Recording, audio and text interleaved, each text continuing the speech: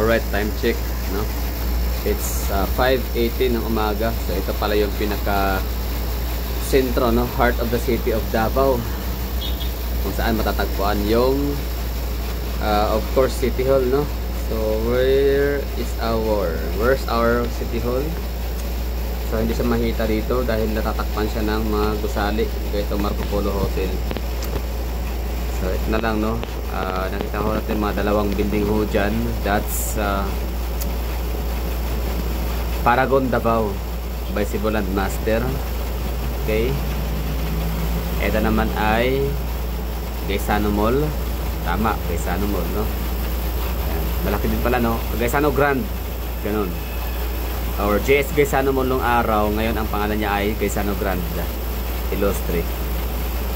Tapos ito namang mga punong kahoy na to ay siyang People's Park of Davao. Ito naman yung eskwelahan yata to, no? I think it's Kapitan Tomas Monteverde Elementary School. But may mataas na gusali dyan.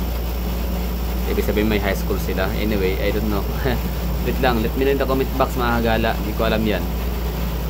Wait lang. Totoo ba? Yan ba yan, no? Kapitan Tomas Monteverde.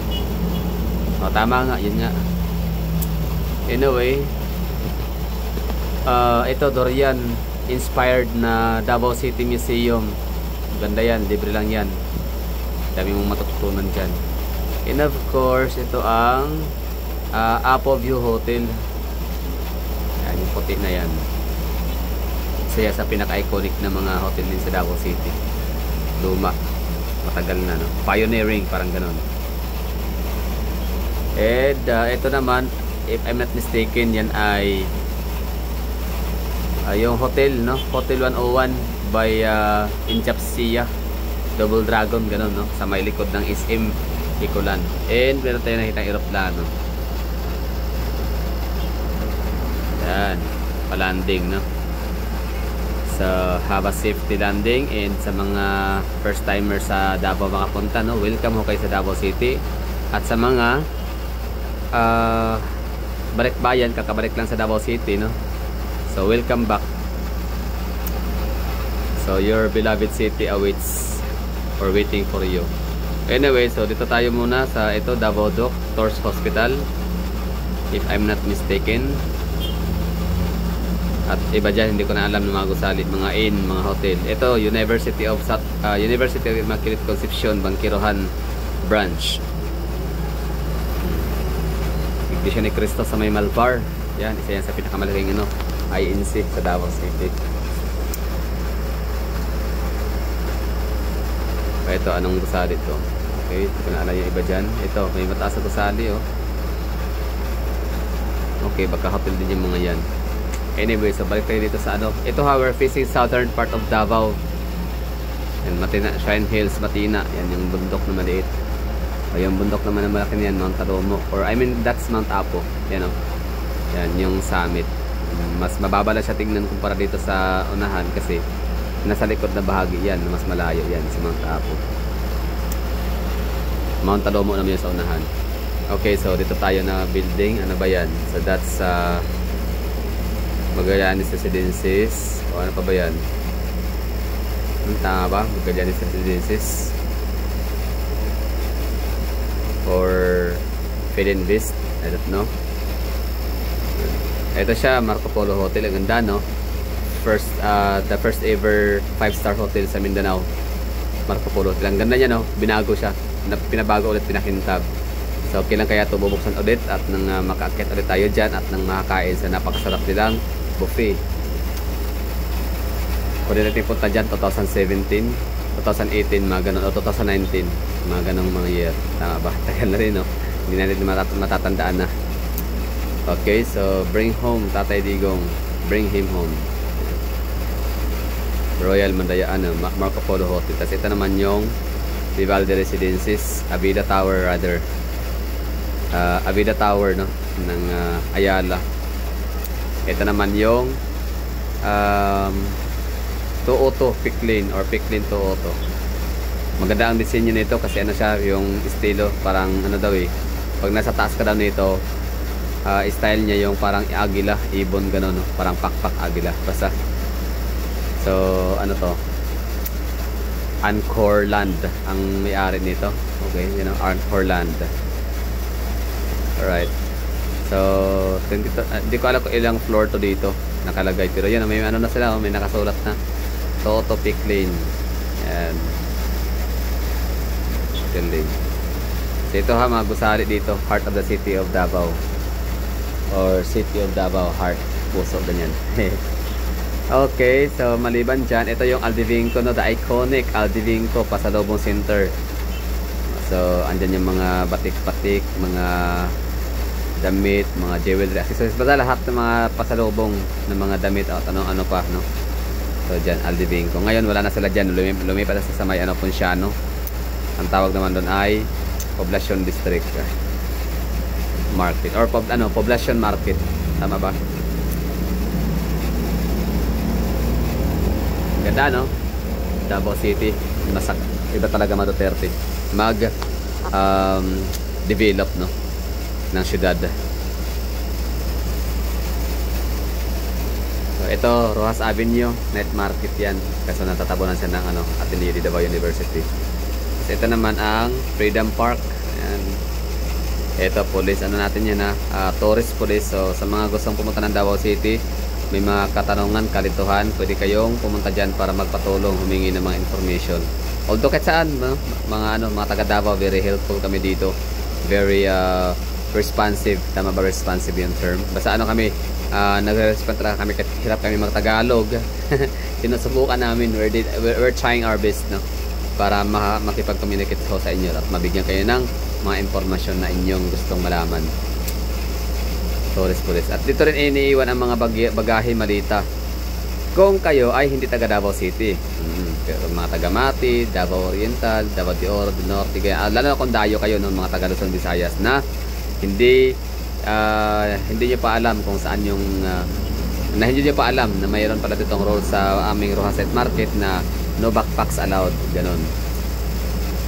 O di kaya yung hotel mas una itong madadaanan, parang mas una nyo itong pinuntahan ang night market bago kayo pumunta ng hotel. So pwede ito iwanan dito. Kailangan kayong mga valid ID ha. No valid ID, walang pwedeng iwanan. Hindi pwede mag-iwan ng gamit. Wala lang, information lang yun, trivia. No, ano pa ba masasaling makikita natin dito? Of course, ito, Royal Mandaya Hotel, no? So kung ang Apo View Hotel is sikat, Maguindanao Hotel, Dorian Hotel, ito naman ang Royal Mandaya Hotel. So apat ho yun, no? Iconic na pinangalan talaga sa Davao City.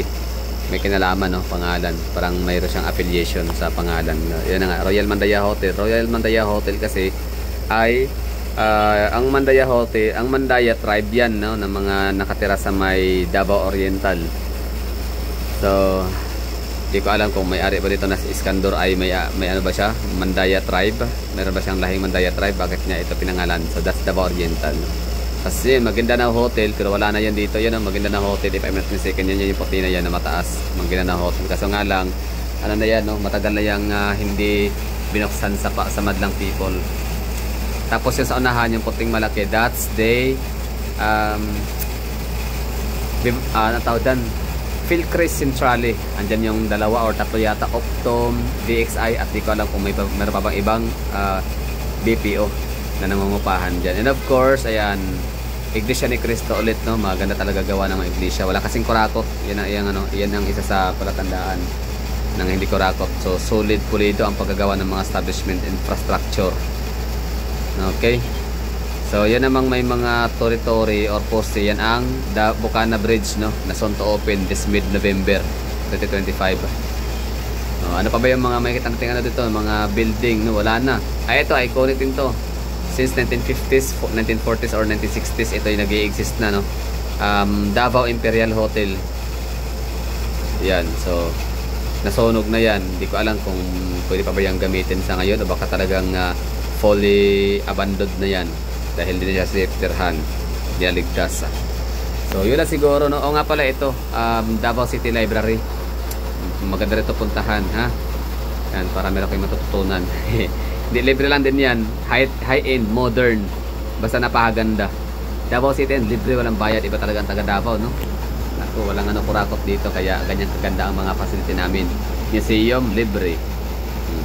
walang bayad, no entrance fee. Oh, Davao City Library, wala din babayaran, libre lang din, high-end pa, high-tech, modern, ganun. So that would be all. Thank you for watching. May mga ano pa dito, mga establishment marami, di ko na mababangit-bangit pa yung iba dahil nga sa mga ano na, mga bago, no. So syempre ito yon, we're facing dagat area. Ayan.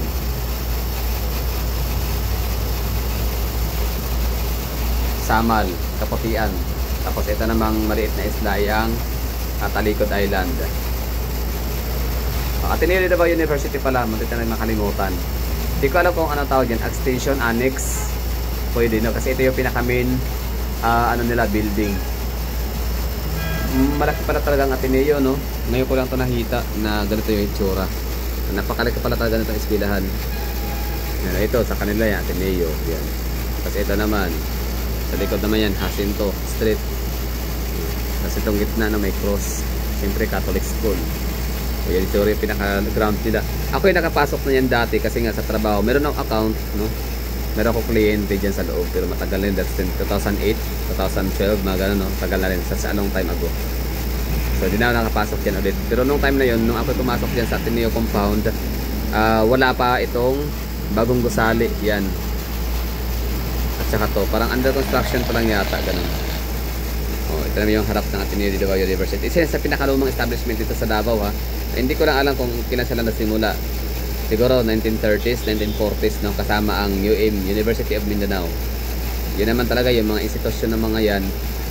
Isa yan sa mga lumang establishmento talaga sa mga lugar. Hindi pa man naging syudad or hindi pa naman naging sikat na syudad ng isang lugar. Yung mga schools, eskwelahan, simbahan, lahat yan, no, existing na yan sila. Isa yan sa mga lumang mga establishment structure ng araw na nag-exist pa rin hanggang ngayon. So that would be all. Thank you for watching. Ingat po kayong lahat dyan. So sa mga taga Davao na namimiss na ang syudad natin, ito yung bagong itsura ng ating skyline. Dito sa downtown area lang, ha. So we're just facing one angle, no. So we're facing south part of Davao City, Davao region, ganun. And ito downtown area, tapos yun south area. So yun yung Matina. O nga pala, zoom in natin, meron tayong nakitang ano dito, gusali pala sa malayuan. That's Davao.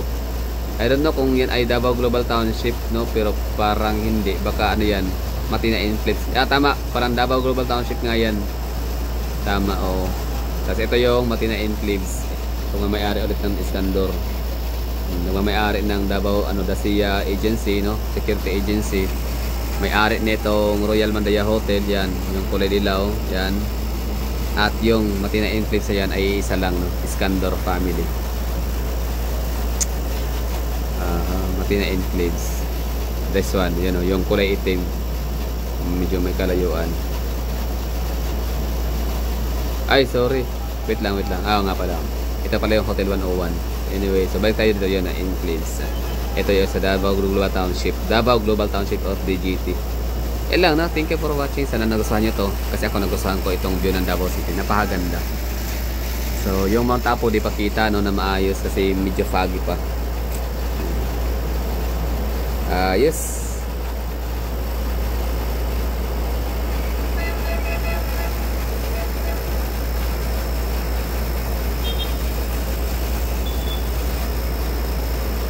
May fog pa nga doon, no? May fogs, no? Ang ganda, no? Parang Baguio lang. Or Bukidnon. Galing. That's Shine Hills. Hindi pala. Akala ko fogs. Galing pala dito. Yan. Factory siguro yun ang paggawa ng mga niyog o iwan ko. Basta Maa. Somewhere in Maa. May mga factory dyan. Marami tayong mga kababayang mga nagtatrabaho dyan. Mga kapwa Davawin nyo. Okay, thank you.